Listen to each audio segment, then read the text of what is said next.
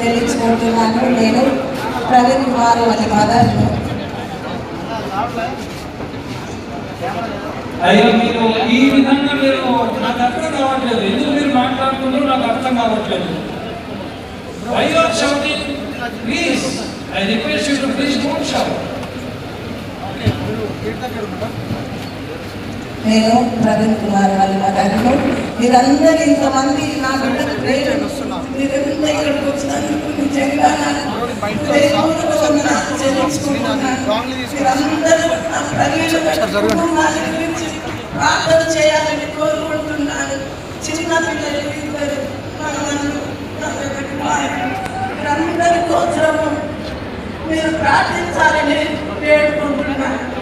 మీ అందరికీ మరొకసారి నా యొక్క